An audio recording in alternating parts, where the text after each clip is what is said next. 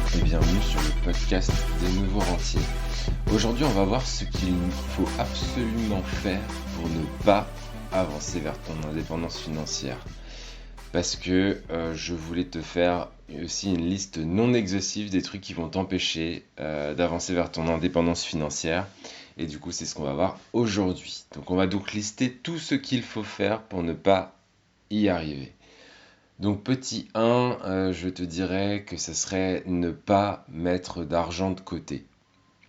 Tu peux être certain que si tu as découvert tous les mois, si tu dépenses ton argent uniquement dans des trucs matériels, si tu vis au-dessus vraiment de tes moyens pour faire genre, eh bien tu n'arriveras jamais vers ton indépendance financière. Car tu seras toujours en manque d'argent. Tu auras développé en fait une mauvaise relation avec ton argent et une relation en fait d'excès permanent, et ça c'est mauvais je trouve sur le long terme, comme n'importe quelle relation d'excès en fait. Donc fais attention à cela et essaie de mettre à minima 10% de ton salaire de côté chaque mois, ou plus si tu peux, ou moins si tu peux absolument pas mettre 10%, mais même mettre 20-30 euros de côté tous les mois pour commencer, c'est déjà très bien. L'idée c'est de mettre en place en fait tout simplement un virement automatique le lendemain de là où tu touches ta paye ou de l'argent ou peu importe. Et comme ça tu le sens pas en fait, puisque le virement il est fait automatiquement et en fait tu as à peine le temps de te reconnecter à ton compte bancaire. Et en fait, l'argent est déjà prélevé et tu vis avec ce qui reste sur ton compte, en fait. Et sur le long terme, en fait, ça va te créer vraiment une bonne mise de départ. Sur le court terme, on va pas avoir forcément l'intérêt, mais sur le long terme, là, j'avais défié un ami, un de mes meilleurs amis, Gaëtan, si tu écoutes ce podcast, il y a quelques années déjà, de mettre comme ça beaucoup, enfin, un peu d'argent de côté tous les mois. Et là, il a des 2-3 ans après, ça y est, il peut se permettre des projets, il peut se permettre d'investir en bourse, il peut se permettre potentiellement d'acheter de l'immobilier. Et tu vois qu'en fait, sur le long terme, ça fait vraiment une vraie différence. Donc ne néglige pas ce point. En deuxième, pour ne pas atteindre l'indépendance financière, ça serait de ne pas produire, mais consommer à fond. En fait, si dans cette société, tu es un gros consommateur et tu as en fait 100% le dindon de la farce, quel que soit le domaine. En fait, si tu passes plus de temps à consommer qu'à produire, il ne se passera jamais rien dans ta vie.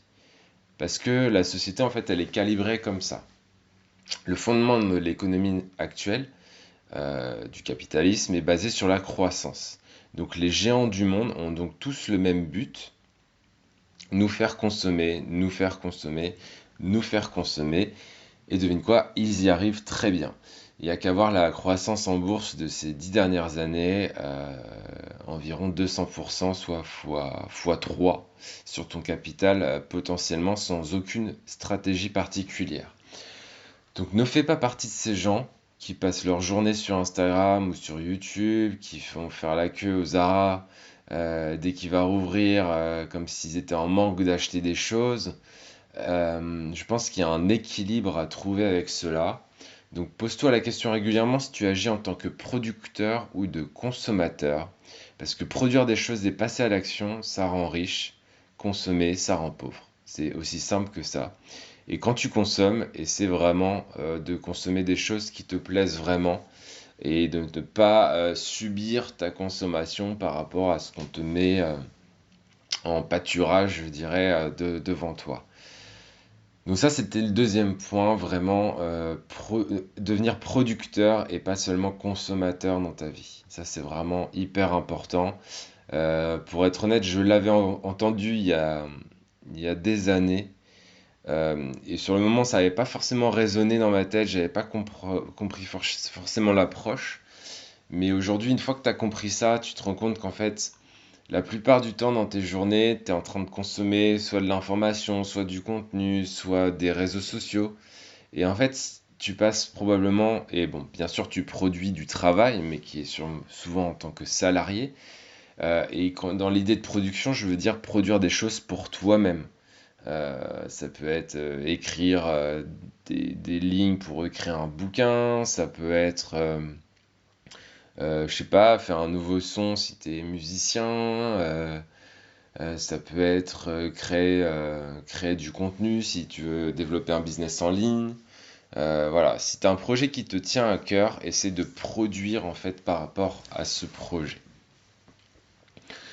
La troisième chose qui te permet de ne pas atteindre l'indépendance financière, c'est de ne pas te former. Quand tu veux devenir ingénieur, tu te formes pendant 5 ans après le bac. Quand tu veux devenir médecin, tu te formes minimum 9 ans, il me semble, après le bac. Est-ce que tu es d'accord avec ça? Je pense que oui. Par contre, dès que l'on parle de formation payante sur Internet, on s'offusque. Seulement, comment est-ce que tu veux atteindre cet objectif d'indépendance financière sans côtoyer des personnes qui l'ont fait avant toi? Et ça, c'est hyper important. Parce que si comme moi, ton entourage n'est pas du tout dans ce domaine, bah, le voyage, il est possible, mais il va être très long. Pour ma part, en fait, j'ai mis 6 ans à chercher du contenu gratuit sur Internet. Et avec du recul, vraiment, quel temps perdu. Euh, Si j'avais directement côtoyé des gens qui avaient atteint les objectifs que je me fixais bien avant, eh ben, je serais allé encore plus vite. Donc, ce que je veux te dire, c'est que la formation, quel que soit le domaine, est un accélérateur vers tes objectifs. T'es pas obligé de passer par là. Tu peux t'en sortir par toi-même.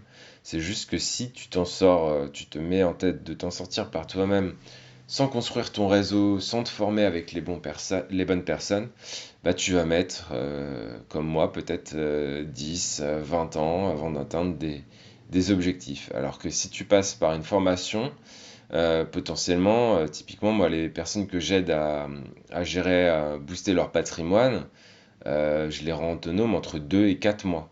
C'est-à-dire qu'entre 2 et 4 mois, je leur fournis l'équivalent de ce que j'ai appris ces 10 dernières années en bourse et en gestion de patrimoine. Donc tu t'imagines bien que du coup, bah, c'est un boost de connaissances et de contenu sous quelques mois. Pourquoi les artisans prennent des apprentis typiquement? Je pense vraiment que la transmission de savoir, c'est ce qu'il y a de plus précieux et c'est ce qui nous permet de croître très très vite. Donc tu peux toujours tout perdre du jour au lendemain, mais ce que tu as appris reste dans ta mémoire. Et je pense que c'est pour ça que je ne suis jamais anxieux pour l'avenir personnellement, parce que je sais que les connaissances que j'ai acquises ces 10 dernières années me permettront de faire ce que je veux toute ma vie. Alors si tu as envie d'avancer très vite dans un domaine, eh ben, forme-toi. Moi, mon domaine, c'est de t'apprendre à booster tout ton patrimoine pour te rendre plus riche et indépendant. Donc si tu veux acquérir cette compétence et le transmettre plus tard, pourquoi pas à tes enfants, tu peux prendre un appel stratégique gratuit avec un membre de mon équipe. Il y aura un lien dans la description de ce podcast. Tu peux aussi rejoindre le club privé des nouveaux rentiers. Voilà, tu as tout un tas de moyens qui vont te permettre d'en apprendre plus sur la gestion et de ton patrimoine et comment le booster grâce à la bourse. On te donne en fait 1 heure de notre temps pour t'aider, alors n'hésite pas à saisir l'opportunité. En tout cas, ce que je vais te dire aujourd'hui, c'est que si tu mets ces 3 actions en place, ta vie changera comme la mienne a changé complètement fondamentalement. Donc voilà, c'est tout pour aujourd'hui. J'espère que ce podcast t'aura servi à y voir plus clair sur les actions que tu peux mener pour arriver à ton indépendance financière.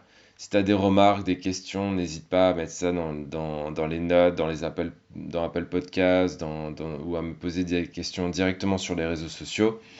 Voilà. Donc je te souhaite une belle journée et je te dis à bientôt. Ciao, ciao, ciao.